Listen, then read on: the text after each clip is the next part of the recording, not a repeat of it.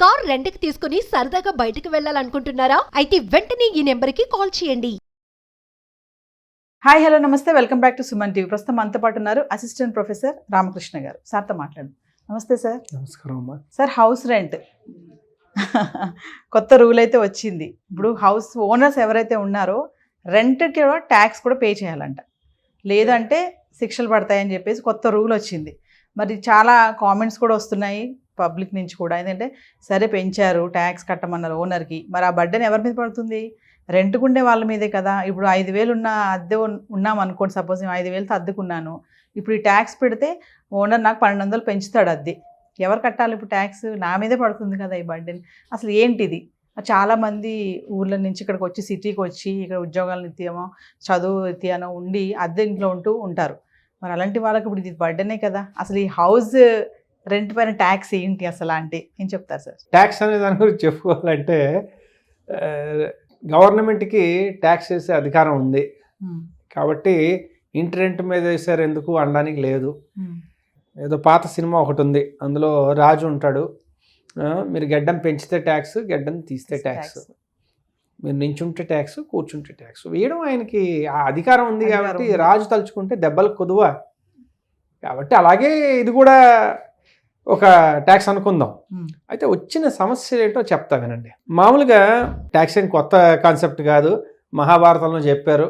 Tax అనేది ఎలా ఉండాలయ్యా అంటే, సూర్యుడు తన వేడితో ఎలా అయితే ఆవిరిగా మార్చి నీటిని మళ్ళీ అదే ఆవిరిని వర్షంగా కిందకి ఎలా పంపిస్తారో, అలాగే ఒక రాజు ఏమీ తెలియకుండా అలా ట్యాక్స్ తీసుకుని మళ్ళీ ప్రజల ఇది భవిష్యత్తుకి లేదా వారి అభివృద్ధి కోసం మళ్ళీ వర్ష రూపంలో ఇవ్వాలని ఒకటి చెప్పారు. అలాగే ఒక 2-2.5 సంవత్సరాల క్రితం చూసుకుంటే చాణక్యుడు ఏమని చెప్పాడయ్యా అంటే, ట్యాక్స్ అనేది ఎలా తీసుకోవాలయ్యా అంటే, పువ్వులోంచి తుమ్మెద పువ్వుకి హాని కలిగించకుండా ఎలా అయితే తేనెని తీసుకుంటుందో, తీసుకుని మొత్తం అంతా అక్యుములేట్ చేసి మళ్ళీ ఆ తేనెని ఎలా పంచుతుందో, ఎందుకంటే తేనె తాగదు, అలాగే ఉండాలి అన్నారు.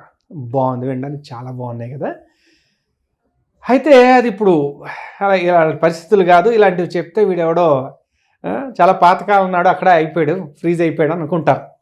కానీ అది వారు చెప్పారన్నమాట, ఒక బాధ్యత ఎలా ఉంటుంది అన్నది చెప్పారు. అయితే ఇప్పుడు వచ్చిన ఈ పర్టికులర్ దీని డీటెయిల్స్ ఇవి అవన్నీ పక్కన పెడదాం.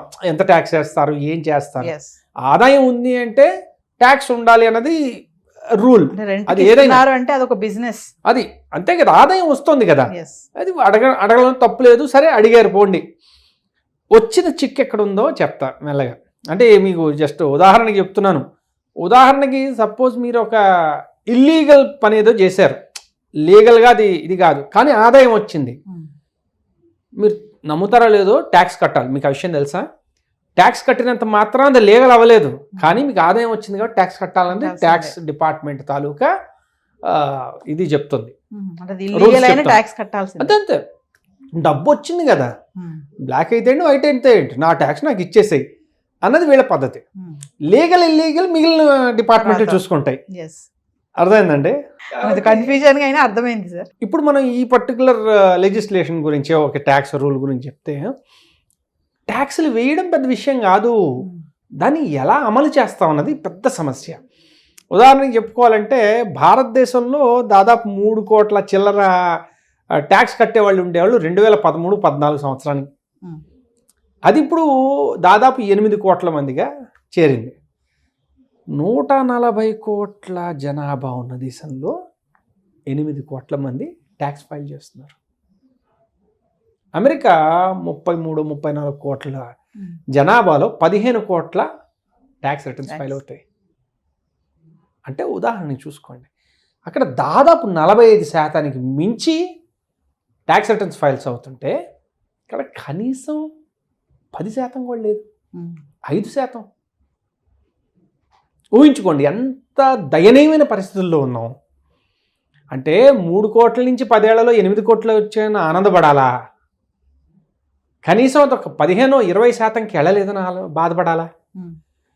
ఇప్పుడు ఏమవుతుందంటే, ఈ రకమైన ట్యాక్సులు ఆల్రెడీ ఉన్న వాళ్ళని ఇంకా గట్టిగా లాగుతున్నాం. ఇది ట్యాక్స్ బేస్ పెంచాలి. మన దేశంలో అత్యంత పెద్ద సమస్య ఏంటయ్యా అంటే ఆ ట్యాక్స్ బేస్ని పెంచలేకపోవడం, అది పెద్ద సమస్య.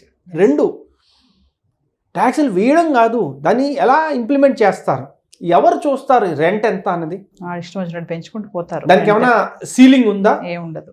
ఇప్పుడు ఒక అపార్ట్మెంట్ ఉంది, ఇప్పుడు మనం అమ్ముతూ కొంటుంటేనే దాని మీద ఏది అఫీషియల్ రేట్ అనేది లేదు. మీరు 1.5 కోటి కొంటారు, ఏ 75 లక్షలు చూపిస్తారు, 75 లక్షలు బ్లాక్లో ఇస్తారు అని ఉంది. అలాంటివి అవుతూ ఉంటాయి. అంటే ఏదో అన్నీ నాకు తెలుసు అని కాదు, వింటూ ఉంటాం కాబట్టి చెప్తున్నాను. ఓకే, జనాలు అలా చేస్తున్నాం విన్నాం. అయితే ఇప్పుడు ఇది కూడా ఇదే అవుతుంది కదా. ఒకటి అంటే మనం ఏం చేస్తున్నాం అంటే ఒక దాన్ని ఏమంటారు, జనాలకి ఇంకొక దారి చూపిస్తున్నాం. ఏంటి, ఇలా కాకుండా ఇలా కూడా చేయొచ్చు అని. ఇప్పుడు అందరూ ఓనర్లు ఇప్పుడు కొత్త బిజినెస్ స్టార్ట్ అవుతాయి. ఏంటి, ఈ దాన్ని ఏమంటారు, రెంటల్ అగ్రిమెంట్స్ తయారు చేసి ఒక కొత్త బిజినెస్ స్టార్ట్ అవుద్ది. దాని నుంచి ఎలా తప్పించుకోవచ్చు ఏమిటి. ఇప్పుడు అంతా ఆన్లైన్లో పే చేయాలా, లేదు అప్పుడు ఆన్లైన్ కొంత ఆఫ్లైన్ కొంత, ఎవరి మోడరేషన్ అది. ఇంకొకటి ముఖ్యమైన సమస్య ఏమవుతుందంటే భారతదేశంలో, అట్లీస్ట్ మన భారతదేశం లేకపోతే ఈ రకమైన కల్చర్స్లో ఎలా ఉంటుందంటే మీ ఆస్తి మీ పేరునే ఉండాల్సిన అవసరం లేదు. మీ భార్య పేరున ఉండొచ్చు, పిల్లడి పేరున ఉండొచ్చు, ఇంకెవరి పేరు మీదనే ఉండొచ్చు. వెస్ట్లో అలా కాదు, ఎవరిది వాళ్ళదే. చాలా మటుకు వాళ్ళ దగ్గరే ఉంచుకుంటారు. అలాంటి వాటికి ఇలాంటివి బాగానే ఉపయోగపడచ్చేమో, ఎందుకంటే నా ఆదాయం నాదే అని అర్థం. ఇక్కడ ఎవరి దగ్గరికి ఎవరి ఆదాయం వస్తుంది ఎవరికి తెలుసు, అర్థమైందండి. సో ఎగ్జిక్యూషన్లో చాలా సమస్యలు ఉన్నాయన్నమాట. అంటే ఒక రకంగా చెప్పాలంటే ఇలాంటి లెజిస్లేషన్స్ వల్ల గవర్నమెంట్ ఎంత డబ్బు అంటే ఆదాయ రూపంలో ఎంత తీసుకొస్తుందో నాకు తెలియదు, కానీ వాళ్ళకి వాళ్ళు చాలా హాని చేసుకుంటున్నారు. ఎలా అంటే ఒకటి, దీనివల్ల మీరు అన్నట్టు మధ్యతరగతి వాళ్ళు కానీ అందరూ రెంటల్గా ఉన్న ప్రతి వాళ్ళు చాలా ఎఫెక్ట్ అవుతారు, భయపడతారు. అంటే పిఆర్ పరంగా చూసుకుంటే ఆల్రెడీ దేర్ ఆల్ ఎఫెక్టెడ్. ఏమని, అయ్యో ఇదేమవుతుందో, ఇదేంటి ఇలా గవర్నమెంట్ చేసింది అంటే మీకు బ్యాడ్ నేమ్ వచ్చేసింది. 2, ఇందాక అనుకున్నట్టు కలెక్షన్ కానీ దాని తాలూకా రెగ్యులేషన్ కానీ చాలా పెద్ద సమస్య. దాని గురించి విధి విధానాలు ఇప్పటిదాకా లేవు, ఇప్పుడప్పుడే వెంటనే చేయలేము. సో ఎగ్జిక్యూషన్ అనేది కష్టమైంది. 3, దీనివల్ల భారీగా ట్యాక్స్ బేస్ ఏమైనా పెరుగుతుందా తెలియదు. దాని గురించి ఏమైనా స్టడీ ఏమైనా ఉంటే మనకు తెలియదు, చదవాలి, దాని గురించి చూసి చెప్పాలి. అంటే ఏ రకంగా చూసినా గవర్నమెంట్కి ఇది పెద్ద లాభదాయకమైన పని అయితే కాదు. అదేనండి, కానీ చేశారు. మరి వారి విజ్ఞతకి మనం వదిలేయాలి. వారి ఆలోచన విధానం కరెక్ట్, ట్యాక్స్ ఎక్కువ పెంచాలి, రెవెన్యూ పెంచాలనుకోవడం కరెక్ట్. ఎందుకంటే వాళ్ళు చేసే చాలా స్కీములు కానీ ఎక్స్పెండిచర్ కానీ క్యాపిటల్ ఎక్స్పెండిచర్ కానీ కావాలి, సంతోషం. కానీ ఇది మనం గెలవగలిగే యుద్ధమేనా? దీనివల్ల మనకి అలాగే మన యొక్క ప్రజలకి ఏమైనా లాభం చేకూరుతుందా?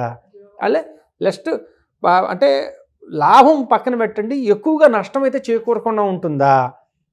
ఇవి వాళ్ళు ఆలోచించాలి. అర్థమైందండి, ఇలాంటివి ఏవైనా.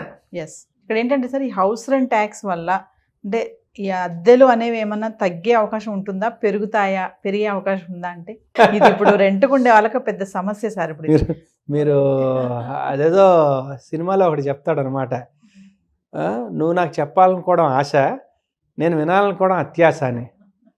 అర్థమైందండి, ఇది అత్యాశకి ఇంకా ఉన్నతమైన అత్యాశగా మారింది. ఇక్కడ తగ్గడం అంటూ ఏం లేదండి. ఎప్పుడో మనకి ఒక సామెత ఉంది, పెరుగుట విరుగుట కొరకే అని. అంటే మధ్య తరగతి పరంగా నేను చెప్తా, ధరలు పెరుగుట మన నడ్డి విరుగుట కొరకే, అంతే తప్పించి ఇంకా మిగిలివి ఏవి తగ్గవు. కాబట్టి ఎలా ఇదవుతుందో వారు ఆలోచించి పునరాలోచన చేసి ఓకే ఇలాంటిది కాదు, ఇది మనకి మంచిది కాదని వెనక్కి, ఎందుకంటే గవర్నమెంట్ టైం టు టైం అవి ఒక్కొక్కసారి డెసిషన్స్ తీసుకుంటుంది, దాన్ని వెనక్కి తీసుకుంటూ ఉంటుంది, అలాంటివి జరుగుతూ ఉంటాయి. కాబట్టి అది అలా జరుగుతుందేమో చూడాలి, లేదు దాన్ని ఎలా ఇంప్లిమెంట్ చేస్తారో చూడాలి. ఈ రెండు చాలా ఇంట్రెస్టింగ్ సిచ్యువేషన్స్. ఏదేమైనా ఈ హౌస్ రెంట్ ట్యాక్స్ అనేది సామాన్యుడికి అయితే మాత్రం కొంచెం భారం కలిగింది సార్, ఎఫెక్ట్. తప్పకుండా భారం. ఎందుకయ్యా అంటే ఏ రకమైన ట్యాక్స్ అయినా అది చివరికి కన్జ్యూమర్ చేతికే వెళ్తుంది, అలా పాస్ ఆన్ చేసి.